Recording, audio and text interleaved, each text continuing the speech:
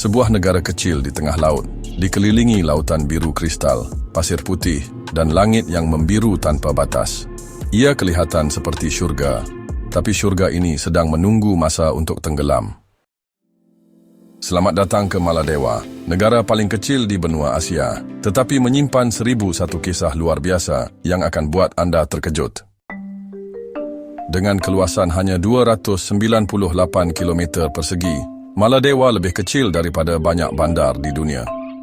Tapi negara ini mempunyai lebih dari 1,200 pulau yang membentang sejauh 750 km di tengah lautan Hindi.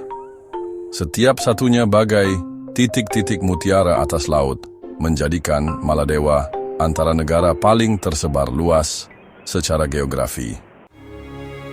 Nak tahu betapa rendahnya negara ini? Purata ketinggian hanya 1,5 meter dari aras laut dan titik paling tinggi hanya 2,4 meter.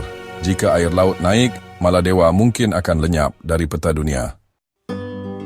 Maladewa ialah satu-satunya negara di dunia yang secara rasmi semua warganya adalah Muslim.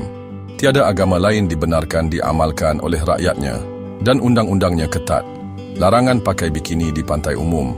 Alkohol tidak boleh dijual sesuka hati dan setiap pelancong perlu hormat budaya Islam tempatan. Bayangkan bercuti di sebuah pulau dan hanya anda dan tetamu hotel lain yang ada di situ. Setiap resort mewah di Maladewa dibina atas pulau tersendiri. Tiada trafik, tiada kesesakan, hanya anda dan alam semula jadi. Laut di sekitar Maladewa antara paling jernih di dunia. Ia menjadi syurga penyelam dengan terumbu karang berwarna-warni, penyu, parimanta, dan jerung paus. Dunia bawah lautnya ibarat lukisan hidup.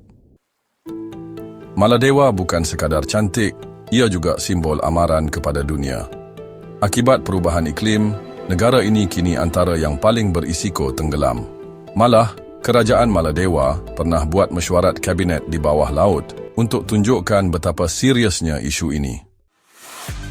Ibu negara Maladewa, Male, adalah antara kota paling padat di dunia. Dengan saiz kecil, tapi penduduk padat, Male bagaikan papan litar manusia. Semuanya diatur dalam ruang sempit yang efisien.